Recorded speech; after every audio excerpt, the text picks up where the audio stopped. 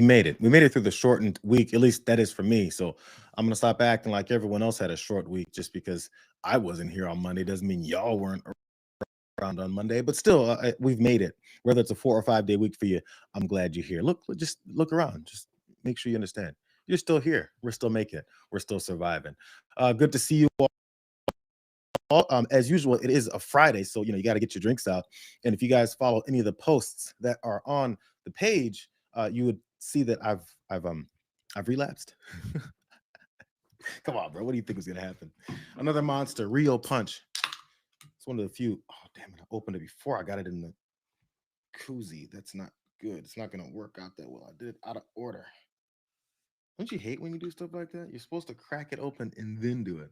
Now I got energy drink. A couple drips here and there. Hold on, wait a second. Let's get some. This is the magic of live streams, you guys. You take random cloths that you find on the floor and you wipe up the energy drink that you spilled on your desk because you're all out of order. Here, let me try it. We're back.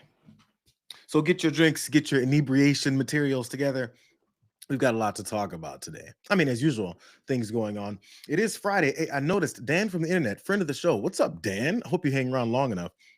I did see him point out it is the second best damn day of the week. I was literally thinking about this. The reason why that stuck out to me as soon as Dan wrote it. I wonder how many people have actually bought in to my years-long campaign. It's been years. I started it with Jessica Burbank. She was on Mondays all the time. When the first iteration of the watch list, before it was the watch party, the everyday show that we did, every Monday she was on, and I started calling the best damn day of the week, and it just, it kind of flowed. I didn't think she'd buy into it, and she didn't. But still, it stuck with me. I just wonder how many people actually literally get up on a Monday and think this is actually the best damn day of the week, the way that I do sometimes, because it is. It gets you going. Anybody who's had your mind changed by my ridiculousness, you let me know. Dan is not one of those people. He's hard to convince. Okay, anyways, lots happening. Outside of one more announcement, in case you guys haven't seen, my mother is back in the stream today. So in true motherly form, she's gone to blowing up my spot. I've got a birthday coming up. In fact, it's on Sunday. So we've got a Sunday birthday happening. I've noticed all the cool people who have January birthdays. So I'm just saying I'm within good company. I saw someone else the other day in the chat had a birthday this month. Aquarius in particular. It's the only zodiac sign that I really know because it's mine. Other than that, I couldn't tell you anything about anybody else because why would I do that? Okay, I'm done with all this. I think the Rio Punch from this Monster energy drink is already kicking in.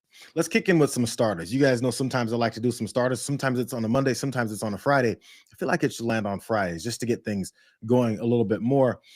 There's chaos, there's anger, there's disapproval, there's disappointment from folks who somehow thought this president was going to do, something decent with his time in office, even though he promised not to. So with that in mind, you guys have noticed his poll numbers have cratered. So of course, over on state TV, Fox News, they have to find some way to spin this as positive. No lie, this is some craziness. He focused on President Trump's popularity. Popularity on a short-term basis is tough. This is why we get bridges to nowhere. We always say throw the bums out, but we always vote for our bum. Because our bum brought back a bridge to nowhere. And that is the problem. Trying to be popular and being and also wanting to be reelected means feckless policies, dangerous spending, and that's how we got all of this debt. We need politicians who aren't afraid to be unpopular, to do the right thing, to say, I'm going to go to D.C. for 1 or 2 terms because I'm going to do unpopular stuff and they're going to kick me out. Then they're going to love me 10 years later. Right. That's exactly what we need. He actually zeroed in on the heart of what's wrong with our political system. Yeah. And Trump, to an extent, is doing that. He's, like a bull in a china Trump's shop. not trying to win tomorrow's popularity. Right, breaking. What are you talking about, Charles Payne? Donald Trump's approval numbers are cratering. They've continued to crater. People understand how much of a fascist he is now. So Charles Payne, and no longer being able to ignore that fact, you have to spin it into something positive. Who wants a popular president? Unpopularity is what we go for now. Donald Trump is so damn unpopular. It's a good thing because he's going in and breaking things like a bull in a china shop. And after he breaks everything and then uses everybody's taxpayer dollars to screw everyone else over, the problem is people don't like him. That's what we want in a politician. We want a politician that does nothing good for the American people so he can be so unpopular, we can just claim that it's a good thing and suddenly things are going to change for the better because of his unpopularity. As if everyone in the country is just stupid and doesn't understand what's going on in their lives. Let me show you guys one of the reasons why Donald Trump is so unpopular and Charles Payne is paid to lie and say that it's a good thing. Here's Kevin Hassett, his economic advisor, who's screwing things up even more. He was asked about, those tariffs. Look at this guy, slimy guy, try to evade the answer. I was just going to on the tariff piece, though. Christine Lagarde mentioned yesterday to me on a panel, and then also Ken Griffin also talked about how it was a regressive tax on the American consumer, and actually cited a new study. I don't know if you saw that study. We've all seen it. You've seen the study. 96 cents paid for, but yeah. 96 cents paid for by the American consumer. Right. And that companies didn't eat it. Foreign countries didn't eat it. So the same people that don't like it are the same people that want to raise taxes. All I'm saying is that real wages are up. They were down under Biden. The real wage is the W divided by the P. The P includes the tariff. And so wages are going up more than the cost of buying stuff. And that's exactly President Trump's point. So it's in the data. But what I'm just curious, you saw that study? I've seen 3 or 4 NBER studies. Is this the one you're talking about? I think one of them was, it just literally came out about the 96 cents. I was just going to on this. Bro, just answer the question. They asked you about this study that pointed out what everyone already knew, the things that people with Trump derangement syndrome apparently knew during the campaign, that if you keep touting tariffs, who's going to pay for it is American businesses and American consumers. As they pointed out, 96% of every dollar is paid by Americans for these tariffs. This guy keeps talking about how he's bringing in billions and billions of dollars. Of whose money? In multiple ways, that is. Kevin Hassett didn't even want to answer that question. What I want to say is real wages are up, you guys. Real wages are up. That's all I want to say. I don't want to answer the question because I'm looking at truth and I have to keep evading because I'm falling behind an effing liar in the White House. So did you see those studies, Kevin? I mean, there was multiple studies. When are they going to nail this guy down? Once they've dodged that long, all you have to do, simple thing, be like, so why don't you answer the question? Is there something about the question that you don't want to answer? Just call out what it is. Then they have to start talking about why they're not answering the question, rather than people who aren't listening very closely, realizing the guy is not answering the question. Let me give you another reasons why Donald Trump is unpopular and Charles Payne says it's a good thing. Listen to this BS answer on this fake deal that they said that he's advanced with Greenland after he promised, threatened for weeks, months to go and invade Greenland. After that whole thing fell apart, he's got to try and save some face. See if this answer makes any sense. What are some of the elements of the Greenland concept that you can tell? There was really a negotiation, but it's infinity. The time limit is infinity, meaning there is no time limit. It's forever. It's, you hear about 99 years, 50 years. It's forever. That was discussed. We can do anything we want. We can do military. We can do anything we want. And it's being negotiated, and let's see what happens. I think it'll be good. What are some of the elements of the Greenland concept? The reporter asked what are some of those elements of that Greenland concept framework, concepts of a deal that's supposed to be happening. There's a time limit of infinity. We can do whatever we want. It's weird. The people, the Danish folks, the Greenlanders, people, the European leaders that were talking about why this guy is trying to attack Greenland said, they kept saying, yo, you've already got access to Greenland for many things. What are you talking about? Now this orange guy is going to say, we've got access to Greenland. We can do anything that we want. It's continuing to be negotiated. What's being negotiated, bro? What's being negotiated? Because you just said there's frameworks of a deal put in place and it's already over and done with. What are you still negotiating? It's BS. And it's the reason why Donald Trump is so unpopular, but apparently, according to Fox News, it's also a good thing. Let me show you one more reason why. This is the last reason. This is still the starter. This isn't even the first main story. Let me show you one other reason why this administration and this president are so damn unpopular.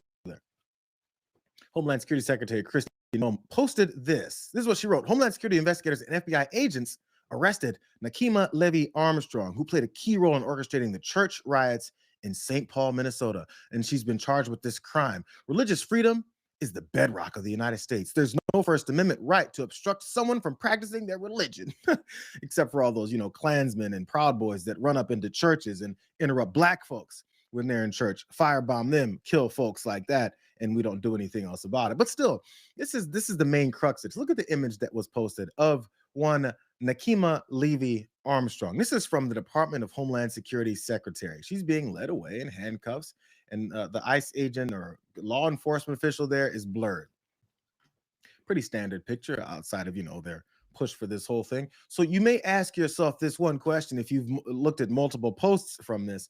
The White House also posted about this. The weird thing about the post from the White House, if you glance at this woman's face, it's not the same face that she was making in the original picture posted by Kristi Noem, and also they added this text at the bottom, arrested in huge letters. Far left agitator Nakima Levy Armstrong for orchestrating church riots in Minnesota. Let's go back to that first image. Let's glance back at what Secretary Noem posted originally before the White House then posted that image of somehow her crying. That's the original image, straight-faced, normal. And the White House posted a teary-eyed version of her. How did they do that? Did they do it with like AI or something? Was it AI that they used? That whole thing that they don't want to regulate, the thing that they said if any states choose to regulate that they're going to have some kind of issue with them and sue them instead. So after they posted that, of course, there was a bunch of folks on the platform that had some context added to point out that for some reason, the White House of the United States of America decided to post an AI image of this woman's face, this random woman's face that they don't know anything about, isn't some kind of big time leader of any kind of Antifa movement that they're making up, a woman that they've now accused of orchestrating church riots that are in a church somehow. Anna Bauer reposted that and pointed out something that I hadn't noticed off of their text at the bottom. She says, looks like the White House and certain DOJ officials are busy teeing up a motion on prejudicial, extrajudicial statements this morning. In other words, when you write things like far left agitator Nakima Levy Armstrong orchestrating church riots, arrested, it's almost like you're getting through the legal process and you're convicting her right away with your accusations just based off of her being let off in handcuffs and with this doctored face that you've changed over. This criminal organization knows nor cares anything about normal justice, the judicial process, the due process, none of it. They don't care. Matter of fact, they have disdain for it. So they went this route to try and convince enough people before anything has even happened of how guilty this woman is. I feel like that I'm no judge and I'm no attorney. I feel like that's a stain on your prosecution and it might get tossed out, or the way literally the account that's run by the White House posted that. So of course, some journalists asked the question. Here's the White House Deputy Communications Director. This was his answer to people asking, are you guys doctoring images of this woman that you're arresting? That was the question. Here's his non-answer. Yet again, in capitals, to the people who feel the need to reflexively defend perpetrators of heinous crimes in our country, I share with you this message. Enforcement of the law will continue. The memes will continue. Thank you for your attention to this matter, because if you have any kind of connection to Donald Trump, you have to start taking on his form, his stupidity, his stupid phrases that he puts at the end of his posts. So a response to how they're doctoring images of Americans that they're arresting and then accusing and convicting of crimes on effing Twitter, his response is these are going to continue. Okay. I guess you're going to lose cases. You're still going to continue to appoint prosecutors to go after political enemies and have those cases thrown out. I guess that's just going to continue. It's a clown show. And sorry, Charles Payne, that's why he's unpopular and nobody likes that shit. Man, I took 15 minutes on that. That was supposed to be a starter, but I think it was necessary just for us to see a little bit more of the circus that is this administration, as you know, as they continue steamrolling their way to more fascism. But the fight is actually on. So before I get to the first actual story, I still like that one anyway. Let's go like this stream together. I can't believe I keep waiting to do this. I forget every day, bro. Every day. It's like I'm about to get older or something on Sunday. Let's go ahead and make this happen. Did you guys see this a bit of a confrontation? I put it in the titling of the stream today. Did you guys see this almost fight, a potential fight? Maybe they took it outside. That happened during a break when Jack Smith was testifying to Congress just on Thursday. Hey, there's Michael Fanone.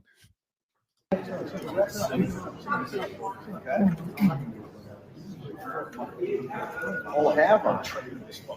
Why are you so spasmodic? Absolutely. Look behind you. Excuse me. Why should I? Excuse me. No, not this guy. Not this guy. Not this guy. Oh, give me. See how many people are constraining you? Look at me. No, Total control over my mind and body. Total control over your mind and body. Sir, you have no shame. No shame. You have no shame. Treating these people that way. This guy has threatened my family, Unbelievable. threatened my children, threatened to rape my children, or rape my children, you sick bastard. Rape my children. Don't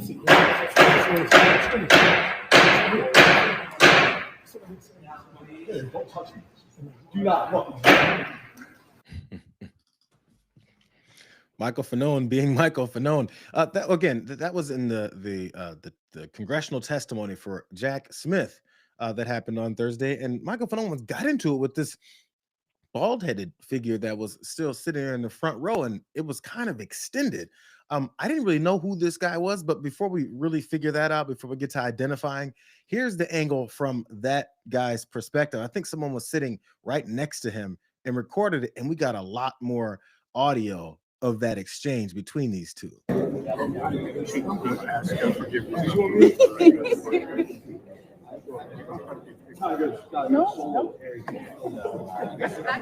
Hey, Michael. Hey, what's up, buddy? Ivan Reitman. Why do you have to swear at me? What's that? Why do you have to swear at me? Oh, dude, don't pretend like we're not mortal enemies. Go fuck yourself. Well, why do you have to lose your cool like that? I'm not I've losing been my cool. always professional with I'm you. not losing my cool. Every Fuck single yourself. time I communicate Fuck with you, yourself. You're a I traitor to am this always country. Fuck professional yourself. with you. Well, I'm And it not. requires Fuck other yourself. people to contain your Tourette's syndrome. Okay? I'm not gonna get threatened. You've threatened my family and you've threatened my Oh, life. have You're I? a traitor to this fucking country. Why are Go you fuck so yourself. spasmodic? Am I spasmodic? Absolutely. Fucking do Look something. behind you. Do something. Why should I? I'm communicating with you and trying to calm you down. Right? Look at your face and your You can't even control yourself. You can't even be a man. Trust me, I'm and using control- a lot You of see how restraint many right now. people are constraining you? Come get me. Look at me. Total control over my mind and body. Total control over my mind and body, and I'm totally dominating you right now. Sir, Totally dominating you right now. sir, let's step aside. I'm not. This guy I'm has just threatened standing my family, threatened my I'm just children, standing here. threatened to rape my children. Oh, Rape really my now? children, you sick Look at bastard. him. Rape my children. More people need to contain him because I'm completely calm, sir. Always calm. Listen.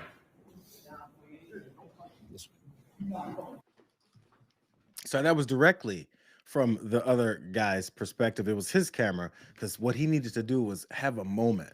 So the moment ended. Fanone got into it with him, had a couple of choice words from, also pointed out these threats to rape his children apparently came from that same wrinkled headed gentleman's face beforehand.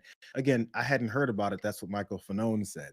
But this is how it all ended, in case you guys were wondering. How's it they're going to have a fight damn near in the middle of this congressional hearing with Jack Smith, and neither one of these guys is directly involved, at least in the testimony?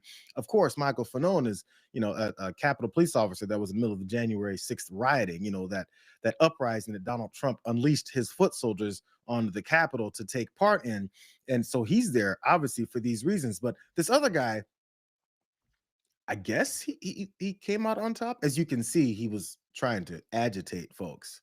Here's the back end of what happened after they walked Michael Fanone away from his face. Members of the audience, members of the audience will please sit down or remove themselves from the committee room. Rape my children, you sick bastard. Rape my children.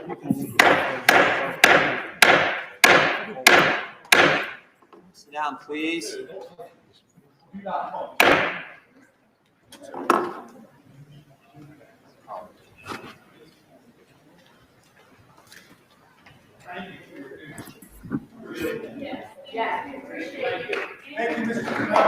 Thank you, Officer Fanone. Mr. Chairman, please control the deranged observer, Mr. Rakeland, so he doesn't create any other problems with us today. Imagine what he did on January 6th with that demeanor. Look at my demeanor. A complete professional here. So as you saw, Mr. Potato Head still hung out there, and Michael Fanone was removed from the chambers. So this guy's name is Ivan Rakeland. As you guys probably heard that Democratic congressman call out there, the deranged Ivan Rakeland. Who is Ivan?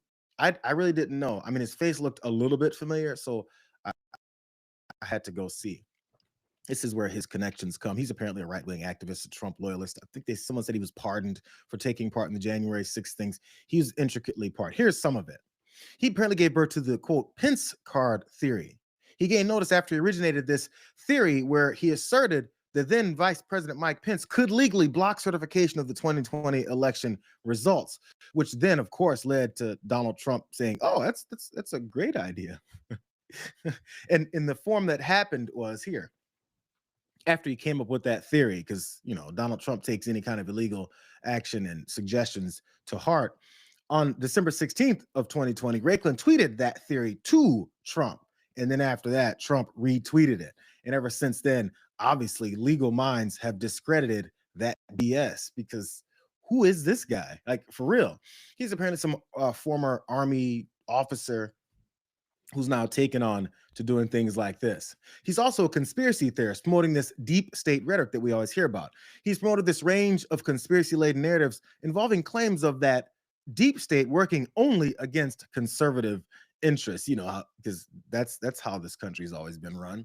He has self-assigned labels like the Secretary of Retribution, and he also suggested plans advocating the widespread detention of public servants, civil society activists, and journalists who, in his opinion, ought to be criminalized for their treason. The guy who's there to try and defend the actions of January 6th rioters and potential murderers running in there talking about how they're going to kill elected officials, and specifically Mike Pence, who didn't carry out that order that Ivan Rakeland told Donald Trump to go ahead and promote. Apparently all those folks are the traitors to this country and not this guy. So obviously I knew this was going to happen. After that interaction went down, Michael Fanone was run out of the hearing along with Harry Dunn, the larger cop who pulled him back a little bit. Of course, you know, he went on a show later. In this case, it was the Jim Acosta show to discuss his point of view from that interaction. Now, they're more than marriage, but yeah. Yeah. Well, what word would you give him? There's Harry right there. Harry was there too. Harry, you had to hold Mike back. Is that what happened today? Yeah, man. Well, Mike's a grown man, and I'm more than confident that he's capable of handling himself. But you know how they always say when you know, you don't argue with fools, because from a distance you can't tell who the fool is. We all know what type of person that Ivan Rakeland is, and I just didn't want Mike to get in any trouble.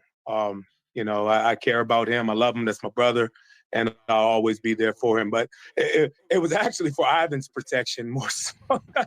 Holding Mike back, I hate to even talk about the guy because he's an asshole. I mean, he was at the Comey arraignment and was harassing Olivia Troy. And this is what he does. And he harassed Comey's family too. This is what he does. He just goes around and harasses. He tried to harass us at our town hall that we had earlier this month. You know, Yeah, he's no, just a jerk. I encourage all of your viewers to go and watch the CNN did a fantastic interview with him that was beyond fucking weird. I mean, it was the weirdest thing. So they got a chance to give their side of the story. I mean, I guess to a point, to the fact of pulling him back and keeping him from, I guess, getting into an altercation, which I don't think was really going to happen. I think he understands how that would go down. So, I mean, let's give all sides of the story, right? This Ivan Reichland guy, man, the guy who looks like Mini-Me right here. Jeez.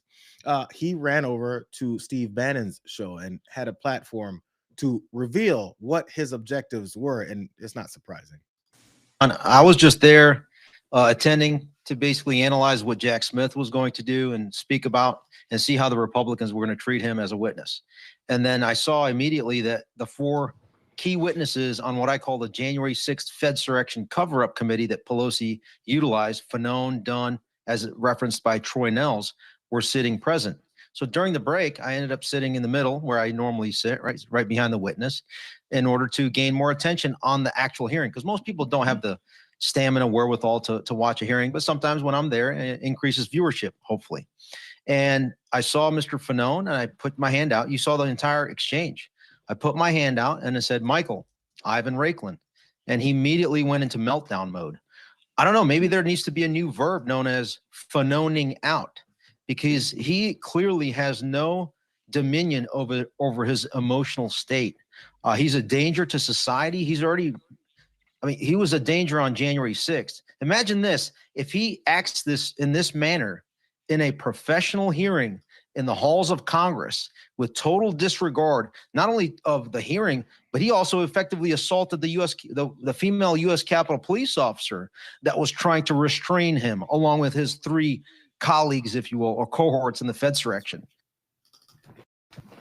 That was your purpose? That's why you went there? To troll. Like, you would think you go there to troll and it's going to be fun, but at the same time, you at least come up with some kind of an excuse to say, like, I was there for a reason that had something to do with something concrete to maybe get a point across, outside of the point of, look, I was cool and collected. I mean, he's threatening, he accused me of threatening to rape his children. I'm not sure why he's so upset.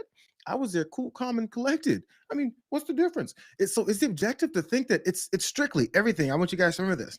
I keep calling Donald Trump the presentation president. That's what this movement is about. It's about this veneer, this presentation of awesomeness, of normalcy, of being somehow on the up and up when everyone can actually see who you really are and what your objectives are. He was there to then troll Michael Fanone so he can say one guy's out of control and he's not. That's like odd. That's a waste of time. But that's really all they've got to do. There's no objectives to do anything to advance the country or anything. Why would they do that? Here's the rest of what he was trying to explain. My goal is to get to the truth and expose it, and I may do it in a manner that most people are not comfortable with, but it's to move the Overton window. And when I'm in person, I'm always going to maintain my calm, cool, and professional demeanor. And I'm happy that I had the opportunity to juxtapose the way I comported myself with a completely unhinged animal, if you will, that was a Metropolitan Police Department officer that has a history of committing violence. He's there to shift the Overton window more towards MAGA. So his purpose, as I've been pointing out, he's trying to change people's perspectives on what's normal, what's reality, and normalize the madness that they continue to carry out. If they talk long enough, they'll tell you everything that they want to do. There's a full-on, full-press thought process to change people's minds and perspectives, the way that they think about how the United States should be, that fascism is a normal thing. It's why so many folks, decent number, got fooled into thinking that this wasn't a fascist administration. Maybe there was a pride thing. Maybe they got fooled into it and they didn't want to admit later, yo, I was wrong. I shouldn't have been all about that. So he's trying to shift that Overton window more towards, MAGA. That's why he was there, to antagonize Michael Fanone, because Michael Fanone will bite. We saw that happen. It wasn't the only time he bit, though. I saw a couple of you guys pointing this out. This was another point during that same hearing.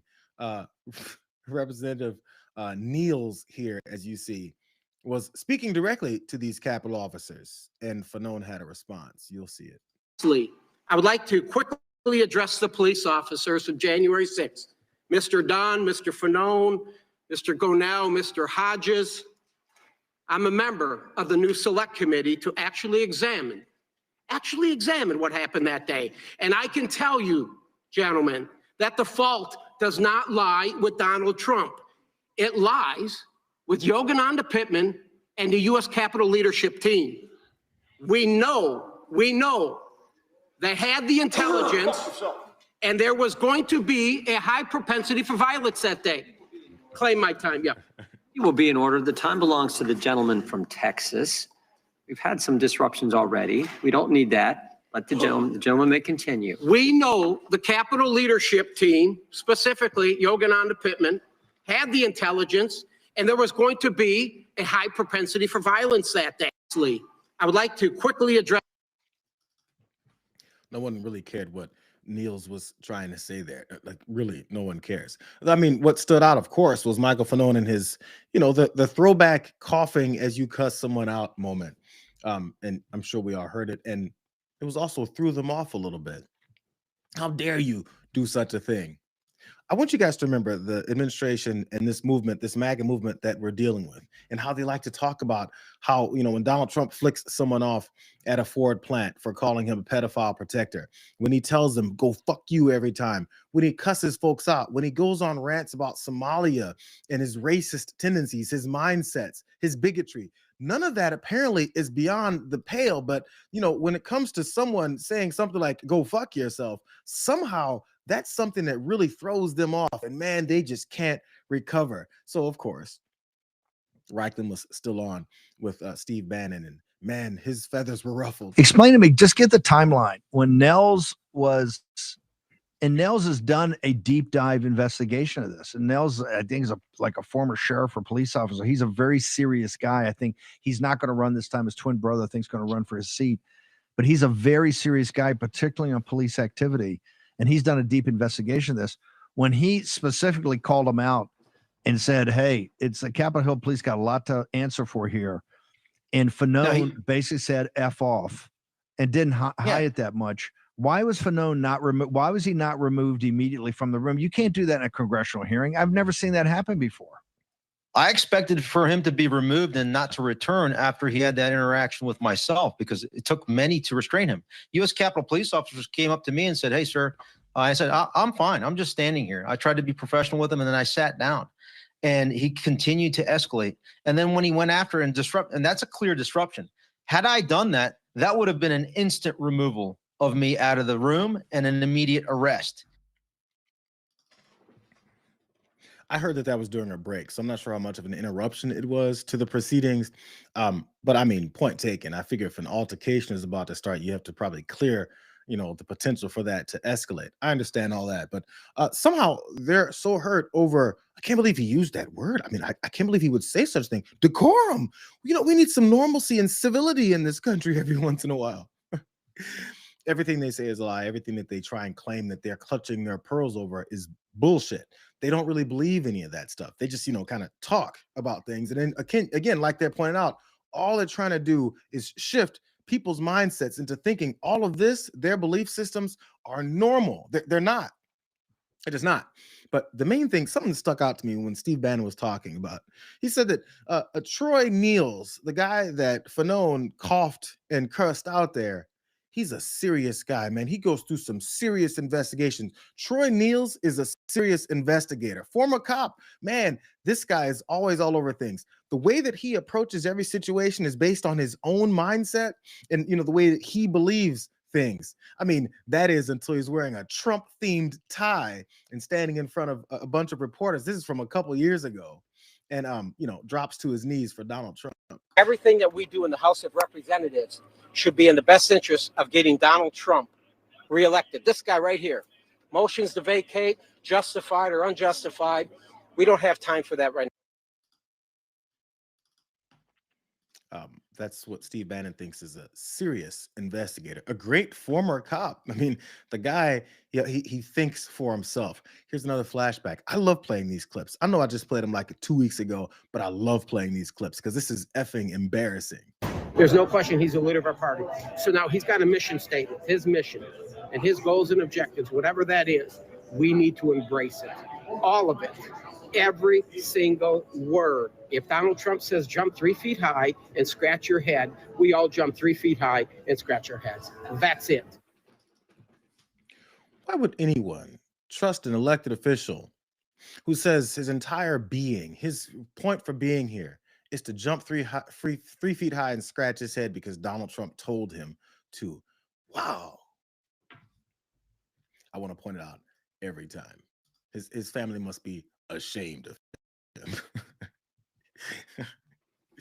I mean, if they're not, it's okay. He's found the right family, I suppose. They're all a bunch of ass kissers because I guess it runs in their blood. It's in their genes, I hear, to be fascists and follow behind them.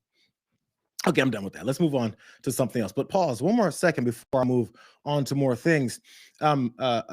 I did notice one person in the chat. I glance every once in a while, you guys. Daniel McConnell, are you still around, bro? Daniel McConnell has showed up late. No early bird mornings for this guy, but he did show up and said, we can now start. That was in the middle of that story. You're right, Daniel. Let's get started right now. Now that you're here, I always like to pick one person who's ready to go, and then we can start. Apologies for missing the beginning of it. But Daniel, if you did miss that first story, there was an opener and also the beginnings of that. Check it out. It'll be back up on the page later as usual. Maybe a little bit more succinct, more concise, less of my rambling, all that stuff. That's the way I like to post these things.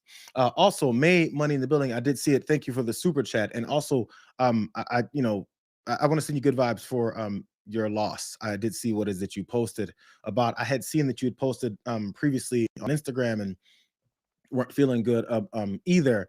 But you never really know what to say to folks. But May Money has been a longtime viewer to the network and contributing to everything. Does a little. I think you still do your podcast off on the side. The one I'm supposed to come on to.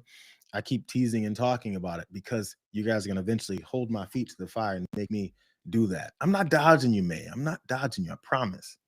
It's just, it's tough sometimes out here. So don't give up on me. Okay. Also, I hope you got friends and family around you to help you through this. Okay, you guys, let's shift to this next story. As I point out also, as we started this stream, JD Vance put his face in front of microphones and in front of reporters again. And man, it's never a good thing when he does it, because all he can come up with, especially since he's defending and representing this administration, is, lie. It's a whole bunch of them. But this was an ironic moment that I think everyone had the same thought as soon as he finished his statement here. Specific types of cooperation that we need. Look, I don't need Tim Walz or Jacob Frey or anybody else to come out and say that they agree with JD Vance or Donald Trump on immigration. I just don't need that. What I do need them to do is empower their local officials to help our federal officials out in a way where this can be a little bit less chaotic and it can be a little bit more targeted. Like if we're trying to find a sex offender, tell us where the guy lives. Specific types of cooperation that we need. Look, JD Vance apparently is looking for a sex offender. All he needs is for someone to let everyone else know, where does that sex offender live? I feel like he lives in Washington, D.C. He has a club down in Florida. It's pretty obvious who that sex offender is. All you have to do is, knock on the door and he'll probably, pop out, arrest his ass. In case you guys need more clarification, this is that sex offender. It is only about damages. Liability has been found as a matter of law because Donald Trump has had his day in court already and lost. The jury found that he, in fact, sexually assaulted and defamed E. Jean Carroll. So there is a victim in this case, and it is E. Jean Carroll, not Donald Trump. So it is only. Not only was he found to have sexually assaulted E. Jean Carroll, but also defamed her. Hey, JD, there's this guy. You probably don't have to go too far. If you stand up and get off your knees, you'll see him right in the face. Turn him around afterwards because you've been kissing his ass. That's the offender. You don't have to go knocking on any more doors. Just ask E. Jean Carroll and ask multiple juries. Ask multiple people who've accused him of that same stuff that you claim to give a damn about. Or ask him to release all those Epstein files, 99% of which the files that they haven't released yet, according to the law that he signed and made sure that he was supposed to follow. That is before they just said, F all that. What are you talking about? But Vance was on a lying streak. He got some questions about ICE entering people's homes illegally because that's their latest policy. I wouldn't say it's new because they've been doing that anyway, but it's their latest public policy. Law. I'm sure the courts will weigh in on that, but we're never going to enter somebody's house without some kind of a warrant, unless, of course, somebody's firing on an officer or they have to do something in order to protect themselves. Follow up on that. Do you believe that you can forcibly enter with an administrative warrant, or would that be a violation of the Fourth Amendment? Well, our understanding is that you can enforce the immigration laws of the country under an administrative order if you have an administrative warrant. That's what we think. That's our understanding of the law. That's our best faith attempt to understand the law. Again, this is something courts will weigh in on. Law, I'm sure. The Vice President of the United States says their best guess attempts to following the law, what they figure, what they interpret, what they guess the law might be when it comes to violating people's constitutional rights, breaking in their doors, is off of some assumption that they make. The effing White House doesn't have any legal counsel around to advise them on the Constitution. I keep hearing about how these are constitutionalists, constitutional scholars, attorneys, but none of them, nobody can tap this dummy on the shoulder and be like, yo, JD, hey, JD, that's illegal. That's against the Constitution. He's just making it up as he goes along. And what do you want JD to do? He's like, what do you want to do? I'm just guessing. I'm just trying to figure it out as I go. Give me a break here. It's almost like they claim that anyone else that would get elected when they got elected this time would be incompetent, would destroy the country, and would steamroll over the rule of law. But instead, they're the ones that are incompetent. They're the ones that are steamrolling over the rule of law. And then openly, the vice president claims, I don't know anything. We're just violating the law. What do you want me to do, bro? We're just beating people the fuck up. Why would that be a problem for you guys? But since we're talking about this, this new policy of breaking into people's homes without a warrant because enough people were got their legal defenses straight before these ICE agents would do something like that, and they said, "Where is your warrant?" And ICE agents had to start walking away. So of course they've changed their policy to just not give a damn and break in anyway, like some terrorists. An article in the Wall Street Journal is saying now that the Trump administration wants ICE to be able to enter homes looking to arrest people without a warrant. So what is this all about? Could this happen? I don't know if this has happened yet, and we haven't seen the alleged ICE memorandum. The Wall Street Journal reporter saw it, but they took it back from her. They didn't even let her make notes from it. So it apparently does exist. Whatever it is, it's a profound thumbing your nose at the Constitution, and I expect it would be prevented from being enforced by the first federal judge to look at it. But the thought that ICE wants to break down doors without a search warrant is profoundly un-American and has been un-American since the Bill of Rights was ratified in 1791. All right. Well, we getting shall serious, see. getting very, it is very serious. It is very serious. Suppose they make a mistake. Suppose they break down the door of the wrong house. Door. Correct. Right. That's why you have judges to intervene. Andrew Napolitano, formerly of Fox News, also at one point said that Pete Hegseth should be brought up on war crimes, when they were killing random folks, whoever they thought, in the middle of the instances of reality and truthfulness that he's telling. So, as he pointed out there, it'd be totally un-American for them to be doing something like this. Maybe they should have referenced and talked to Andrew Napolitano. I mean, he's conservative friendly. Maybe JD could have reached out to him and said, hey, if we just break into people's homes without a warrant, is that legal? Because I'm just flying by the seat of my pants. I don't really know that. But there was something that Napolitano said at the beginning of his explanation there, where he pointed out, I'm not sure if this is happening, but if it is, bro, it's totally un-American. We could all exchange ideas and information. Someone should let Andrew Napolitano know if it happened is on camera.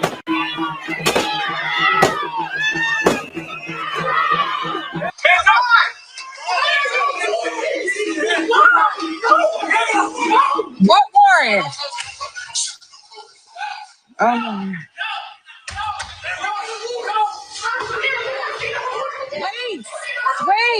Wait. There's nobody in here but my babies. Sugar, stay in your room and shut the door.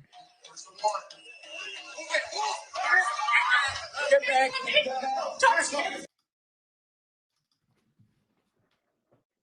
If it happened means that it happened.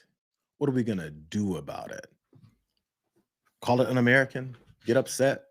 Then move on to the next violation of our rights. When are we going to do something about this? I feel like I have to ask that every day because we've got caught up in this whole like proving someone wrong on the internet. And after you prove them wrong on the internet, there's nothing else that comes from that. Isn't it weird if you rob a bank, just Joe Schmo from Minnesota, if you rob a bank and they go, man, you're so wrong. We found out all the illegal activities that you're doing. I guess we'll move on to the next. Enjoy your weekend. Well, why do we keep letting criminals get off the hook for their criminality? So that's two ridiculous instances from J.D. Vance. One being that lie about how he has no idea about them breaking the law and breaking into people's homes. Here's more about ICE. As they break into people's homes, they've also leaned towards this new policy. Come on, age-old policy of racial profiling. That's the next thing he's got to lie about. But this is not a group that's going around and looking for people who violated the law based on skin color. They're looking for people who violated the actual law, the law of our immigration system in this country. Mr. Vice President, to that question, the local police chiefs have said their own off-duty officers, so police officers, are being targeted because they are a person of color and asked to show their papers. Is that a concern of the administration of the Department of Homeland Security, local law enforcement relations in our streets? So I saw one story about this and one local police officer who said this. And look, certainly is it a concern? Absolutely. The first thing we have to figure out is whether it happened or not. And then if it happened, whether there is a good explanation or a bad explanation. And of course, if somebody violated the law, if somebody racially profiled, if somebody violated the rights of one of our fellow citizens, that is something we will take very seriously. What I also would say is that many of the most viral stories of the past couple of weeks have turned out to be, at best, partially true. So we want to try people based on reality, based on the truth, based on context. We're not going to prejudge people just because of viral social media story that turned out to be half false. Did you hear that long-winded bullshit answer where all he really said was, I don't believe it? That reporter asked him, there's a Minnesota police chief who stood in front of a press conference and said, you guys are targeting off-duty police officers that are black and brown. All the ones that they've targeted were minorities. Guns were pulled on them. But his answer was, I don't believe it. But he took a long roundabout way of saying it. Well, at least we have to listen and come to the conclusions and investigate. They're not even investigating the murder that they pulled off against Renee Good. Why would they investigate this? It's just talking long enough for you to hear his answer and then move on. They're not doing any investigations. They don't give a damn about what it is that they're doing. And his lie that it was some viral social media video. You see the downplaying of video evidence. They want you to not believe what you're watching with your eyes. You don't see it. I mean, you see it, therefore it doesn't exist, because J.D. Vance said that it's a viral social media moment, coming from the same White House who posted that video where they doctored the image of the woman that they're arresting. You see how up is down, left is right, and suddenly, as Charles Payne said, unpopular is popular. Here's that police chief. Maybe I wish he would have shown up at that same press conference. So when J.D. Vance said, I don't believe anything this police chief said, this police chief can stand up and say, I said it. Why don't you believe me? Or do you not back the blue, J.D.? As this went on over the past 2 weeks, we started hearing from our police officers the same complaints as they fell victim to this while off duty. Every one of these individuals is a person of color who has had this happen to them. In Brooklyn Park, one particular officer that shared her story with me was stopped as she passed ICE going down the roadway. When they boxed her in, they demanded her paperwork, of which she's a U.S. citizen and clearly would not have any paperwork. When she became concerned about the rhetoric and the way she was being treated, she pulled out her phone in an attempt to from recording it. The officer had their guns drawn during this interaction. And after the officer became so concerned, they were forced to identify themselves as a Brooklyn Park police officer in hopes of slowing the incident and de-escalating the incident down. The agents then immediately left after hearing this, making no other comments, no other apologies, just got in their vehicles and left. I wish I could tell you that this was an isolated incident. In fact, many of the chiefs standing behind me have similar incidents with their off-duty officers. This isn't just important because it happened to off-duty police officers, but what it did do is we know that our officers know what the Constitution is, they know what right and wrong is, and they know when people are being targeted, and that's what they were. If it is happening to our officers, it pains me to think of how many of our community members are falling victim to this every day. Maybe someone should quote Mark Bruley to JD Vance and ask him, why don't you believe police officers? Why don't you believe the blue? Are you anti-American? Do you hate police officers? Do you hate law enforcement? At what point are you going to turn on more law enforcement officers, specifically chiefs of police in the area where you're standing right there? I got another instance. Maybe you don't believe Mark Bruley. Maybe you should believe more of what you see in this particular situation up in Maine, where these guys took in this is a black corrections recruit. And man, he screamed so many times how he's a citizen, but you know, they don't really give a damn about those things. It's coming County, what's wrong? It's coming from war. What's wrong? I don't like anybody like this. We're coming from war. Our uniform is right there.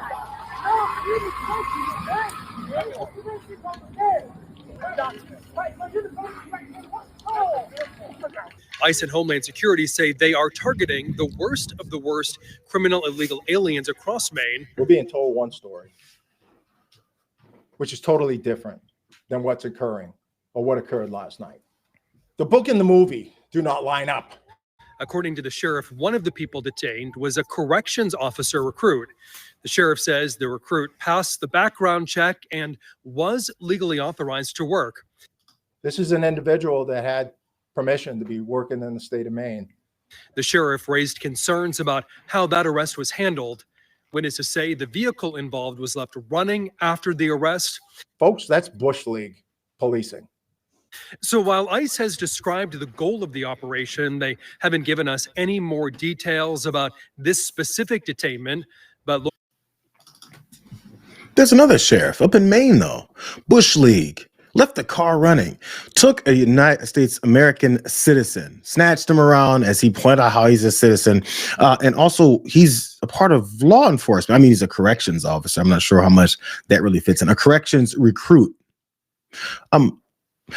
Is anybody gonna, tell JD Vance how wrong he is? I just wonder at some point. But also, main thought here. We see how many times JD Vance has lied. We see how his normal communications method are based in lies. Everything he says is a lie, or I don't know, and then followed by another lie. So since he keeps lying, at what point are we going to finally go? Anytime JD Vance, Donald Trump, Stephen Miller, Tom Homan, Kristi Noem, anybody that's in this criminal administration, anytime they speak, anytime they put a microphone near their face, understand that lies are about to be told to you, and you should not believe anything that they're saying. It's who they are. They do it every day. I'm not even done with JD Vance. How many lies have I hit now? 3 different moments of this same press conference where he can't do anything but lie. He has nothing else in him to do. So here's another one. I wouldn't have believed it unless I found all of them. After the Wkend shooting, the administration seemed to suggest that ICE officers enjoyed near complete immunity. But today you told the Washington Examiner that when appropriate, the administration might take disciplinary actions against ICE agents. So is that a change of opinion? And if so, why did you tell them? No, I didn't say, and I don't think any other official within the Trump administration said that officers who engaged in wrongdoing would enjoy immunity. That's absurd. What I did say is that when federal law enforcement officers violate the law, that is typically something that federal officials would look into. We don't want these guys to have kangaroo courts. We want them to actually have real due process, real investigation, because again, sometimes they're accused of wrongdoing, and it turns out when you learn the context, they didn't actually do anything wrong. But of course, we're going to investigate these things. Of course, we're investigating the Wkend shooting, but we're investigating them in a way that respects people's rights and then ensures that if somebody did something wrong, yes, they're going to face disciplinary action, but we're not going to judge them in the court of public opinion. I've spoken at length on this particular case. I think that Wkend's death is a tragedy. I also think that she rammed an ICE officer with her car. So the tragedy here is multi-layered. The tragedy is there was a misunderstanding. The tragedy is that Renee Good lost her life. The tragedy is that you have ICE officers who are going into communities where they're worried that if they call 911, no one's going to come to help them. That is what produces this terrible situation, and it's something state and local officials here in Minnesota could solve. Always the victims, 100% of the time. In American cities need the help of police officers to go and protect them from the folks that they're terrorizing. What sense does that make? It doesn't make any sense. They just say things. But the main purpose of that whole clip was him talking about, this is the very beginning. I didn't say, and nobody in this administration said that these police officers would enjoy immunity. I didn't say, and no one in this administration said that these officers would enjoy immunity. You know, when JD Vance says I didn't say, what he doesn't understand is that when I, in his particular case, means this same weird looking dude here who said it. Yeah. Thanks for taking my question.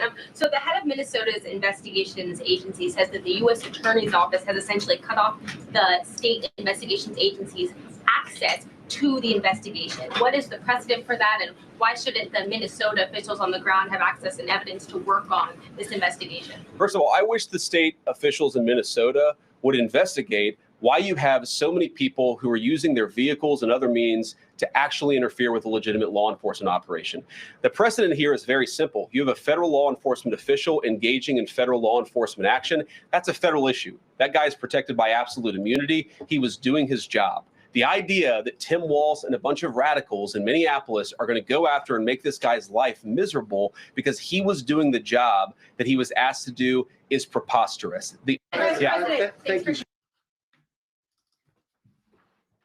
He said absolute immunity. And what he thinks will somehow skirt him by on this, this play on words is, I said they get absolute immunity for doing their job, for carrying out lawful actions. Their lawful actions apparently include violating the Constitution, violating your civil rights, breaking into your homes, which he apparently doesn't have any idea about how that law works, admitted himself. But somehow he thinks saying that them following the orders of illegally going after people is legal now. It's almost like they're fascists. And then when they make up laws and rules for themselves, we're supposed to accept that and say, well, that's the law. They just said it's the law. Hasn't been passed. They violate the Constitution. That actually means that they're within the realms of the Constitution because they said so. So if your officers in the streets violating laws and then you say they have absolute immunity because you condone the violations of those laws, it doesn't make it legal. It says that you're a fascist. That's all that says. But no one else, and no one else in that administration apparently said anything like that. So because of this absolute immunity that both he and Steve Miller and Donald Trump and the rest of this fascist organization told them that they should enjoy when they're in the streets, what comes from those types of declarations, especially Steve Miller re-upped that promise to them that they enjoy this. I know you guys heard about this just yesterday or the day before, but did you see the video of these officers, these cops, these agents in the streets? You see when they abducted that 5-year-old kid up in Minnesota, Liam Ramos? It's heartbreaking to watch what they're doing to this guy.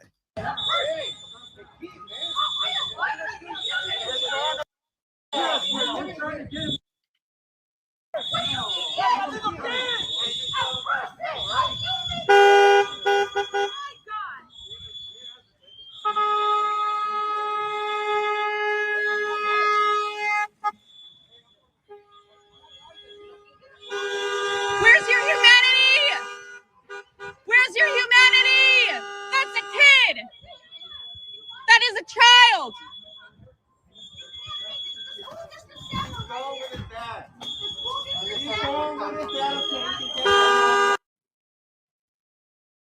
What is wrong with you? That is a child. The far off shot of that innocent 5-year-old kid being picked up and placed in that unmarked SUV. Apparently he's down in Texas. His dad is with him at this detention facility, but we don't know that either. It's just what they say. And as we've outlined I think pretty clearly. Everything they say, you can't really believe. You have no idea. In fact, you have a better idea that it's not true because that's the majority of things that they say. So as they, wade through their lawlessness, their absolute immunity that JD Vance promised them, SS Nazi members like Greg Bovino here was asked very specifically, very clearly about whether or not he feels good about that arrest of a 5-year-old kid who was also afterwards used as bait to try and bring more folks out of a house that they figured they could arrest more of. Think about that situation. Think about if you guys have children and they're 5 years old, how what your reaction would be. What you might do if you see a bunch of assholes snatching him up and then trying to use him as some kind of a bait. I don't think it should be overstated how disgusting that is. But he doesn't give a damn. And then final question, do you have any moral or ethical qualms about detaining a 5-year-old on his way back from preschool? Be more specific. Liam Ramos from the Columbia Heights School District. Do you have any moral or ethical qualms about that? We conduct legal, ethical, and moral law enforcement missions here in Minneapolis. So as far as what you're saying with that particular individual, you'll have to be more specific because I didn't detain a 5-year-old. And we're going to continue with that law enforcement mission. Oftentimes you will see violent illegal aliens that perhaps do have families. And those violent criminal illegal aliens are going to be arrested. I've got no qualms about making America a safer place when we arrest those illegal aliens.